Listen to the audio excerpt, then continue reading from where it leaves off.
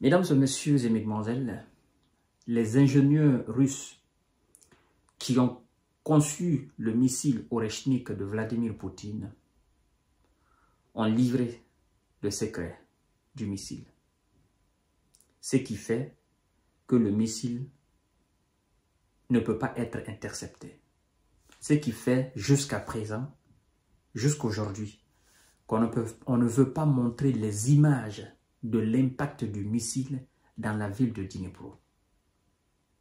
Pourquoi les systèmes de défense patriotes, d'hommes de fer ou encore quoi, boucliers de quoi, ne peuvent pas intercepter le missile? Qu'est-ce qu'il fait?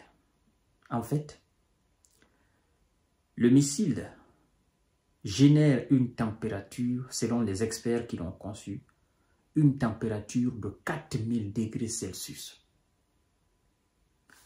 Alors, nous avons l'information parce que les experts eux-mêmes ont fait une comparaison.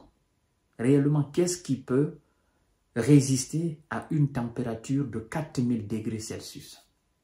Ce n'est pas l'acier, ce n'est pas le béton. En fait, tout ce qui est métal, aucun ne peut résister à 4000 degrés Celsius. Nous allons voir tout à l'heure à quelle température le métal fond. Parce que les métaux les plus rares, les plus durs, je crois, ont été cités par les experts qui ont conçu ce missile. Et aucun ne peut résister. Partagez la vidéo dans tous les groupes possibles. Abonnez-vous à ma chaîne YouTube KantéJ Visionnaire. Je cherche des informations pour vous. Et abonnez-vous aussi à ma page Facebook, le géopolitologue. Je vois maintenant pourquoi les Occidentaux sont allergiques, pourquoi ils sont sur les nerfs, pourquoi ils sont hystériques quand on parle de ce missile Oreshnik. Parce que croyez-moi, les images de la destruction du missile, en fait, toutes les chancelleries européennes ont reçu ces images, les images de la NASA. Et voilà donc pourquoi, quand ils entendent Vladimir Poutine parler de missile Oreshnik, ils sont allergiques, ça les énerve. Écoutez bien, je vous en prie.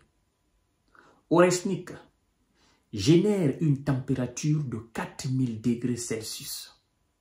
Qu'est-ce qui peut survivre à sa frappe dévastatrice? Écoutez bien. À 4000 degrés Celsius, soit près de 4 fois la chaleur de l'acier en fusion, le missile russe Oreshnik peut faire fondre le métal, vaporiser le béton et détruire instantanément les véhicules blindés. On y va. Pour donner une idée de l'impact de cette arme, en fait, on l'a comparé à des températures d'autres sources de chaleur extrême. Les experts l'ont comparé et voilà, les observateurs l'ont comparé à d'autres sources de chaleur extrême. Le Soleil, la température à la surface de notre étoile est d'environ 5500 degrés, soit plus haute que les 4000 d'Oreshnik. Le Soleil que vous voyez là, sa température. Le Soleil est une planète, hein, oui. Sa température à elle est estimée à 5500 degrés Celsius. Elle est plus grande que la température d'Oreshnik, les 4000.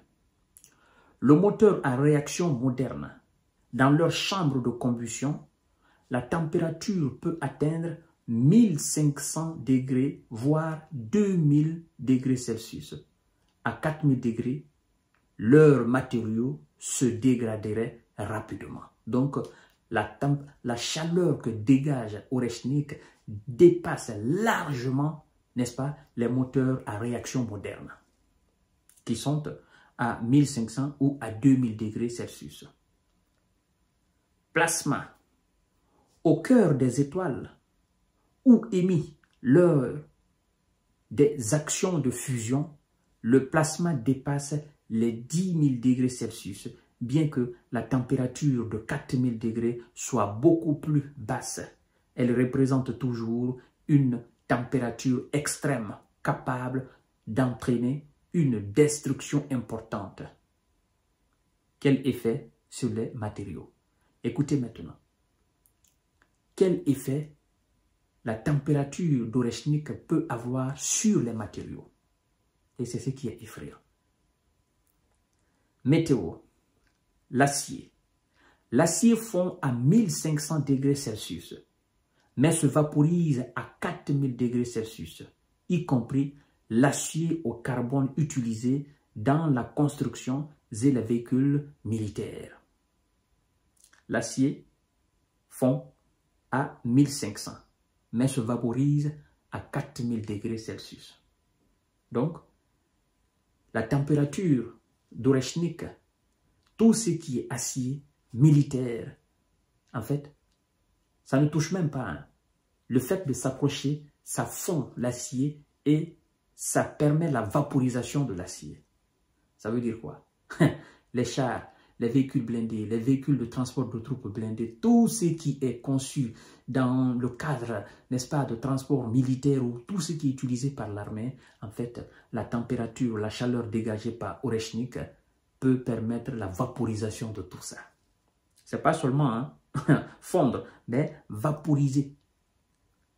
L'aluminium, avec un point de fusion à 660 degrés, l'aluminium fondrait et se vaporiserait facilement à 4000 degrés. C'est-à-dire, tout objet militaire conçu à partir de l'aluminium se vaporiserait au contact du missile Oreshnik.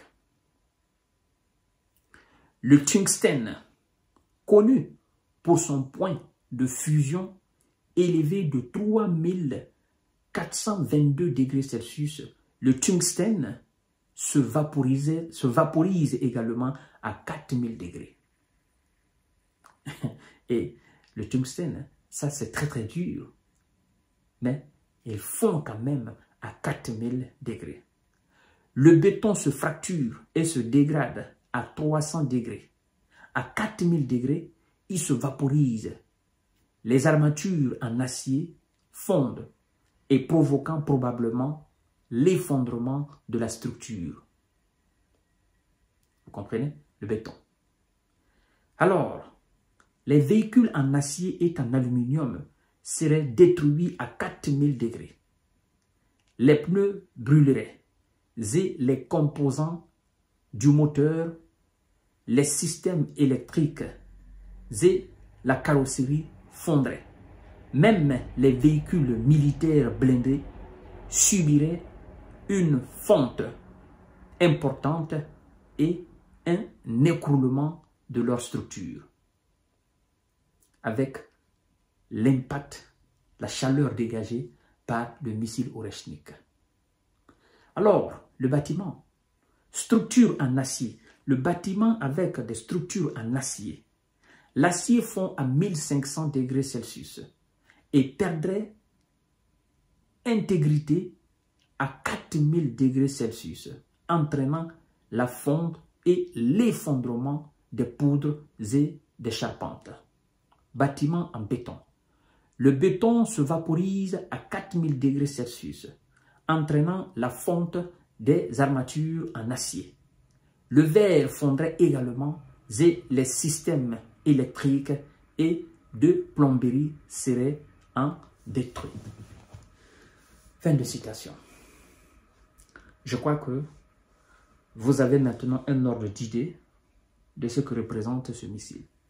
Ce sont les experts qui ont fait cette comparaison.